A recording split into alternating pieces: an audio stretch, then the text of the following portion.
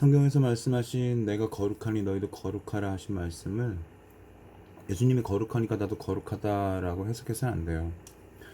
오늘날은 이 거룩에 대한 개념이 계속 깨져 있어서 사람들이 거룩에 대한 의미를 자꾸 이해해서 해석하지 못하는데, 말한 것처럼 내가 거룩하니 너희도 거룩하라 하신 것은 그리스도께서 이미 거룩하신 분이기 때문에 나를 따르는 너희들은 거룩해야 된다. 거룩한 삶을 살아라.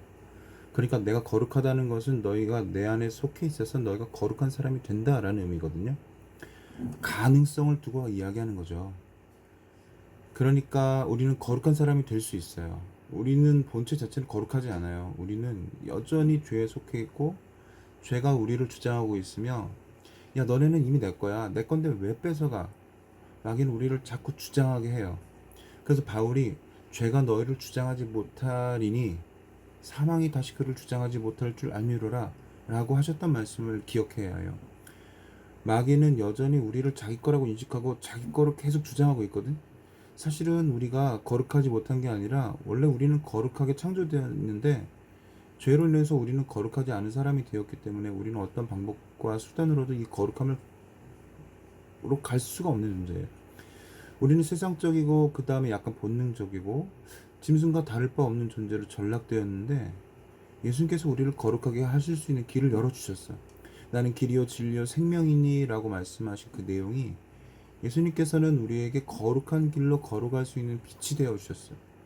그래서 우리는 예수님이 걸어가신 그 길을 따라가기만 하면 거룩의 삶으로 갈 수 있는 거죠.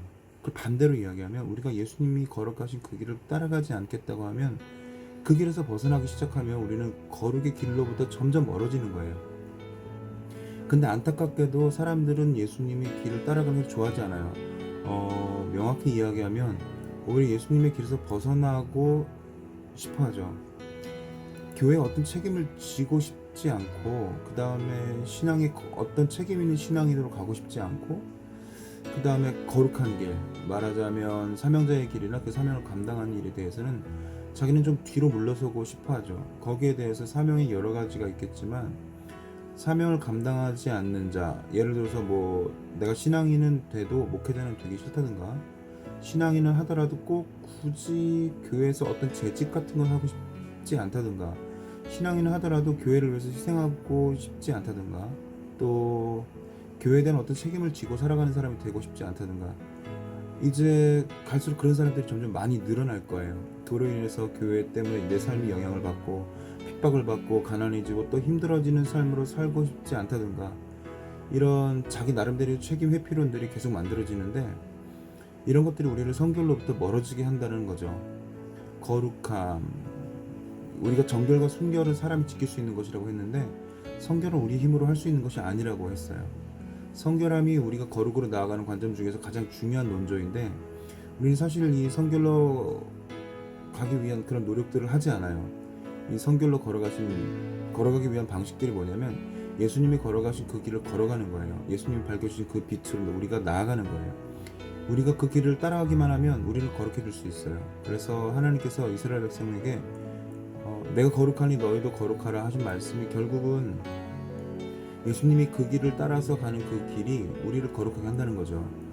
그런즉 이제는 내가 산 것 아니요 오직 내 안에 그리스도께서 사신 것이라. 나를 사랑하사 나를 위하여 자기 몸을 버리신 하나님의 아들을 믿는 믿음 안에서 사는 것이라. 이렇게 바울이 이야기한 것처럼, 내가 그리스도와 함께 십자가에 죽고 그 다음에 내가 그리스도와 함께 십자가에 같이 못 박히고, 그러니까 사람들이 이거야. 내가 그리스도를 믿고는 싶은데 그리스도와 함께 십자가에 못 박히는 건 싫은 거야. 그러면 이렇게 물어볼게요.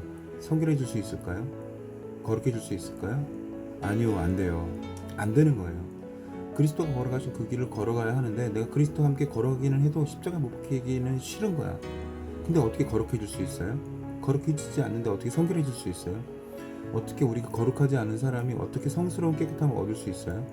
성스러운 깨끗함을 얻지 못한 사람이 어떻게 천국에 들어갈 수 있어요? 성결하지 않은데 천국에 어떻게 들어가요? 예수 이름을 믿는 것만으로? 아니죠. 내가 그리스도와 함께 십자가에 못 박혔나니 그런즉 이제는 내가 산 것이 아니요 내 안에 살아계신 예수 그리스도를 믿는 믿음 안에서 사는 것이다. 내가 사는 것이 아니어야 돼요. 예수님이 사셔야 돼요. 나는 지금 나를 위해 사는 것이 아니라 예수님을 위해 살아가야 되고, 예수님이 내 삶의 주체가 되고 예수님이 나로 움직이시고 내 삶이 예수님으로 살아가야 되는 거예요. 그래야 내가 거룩해질 수 있고요.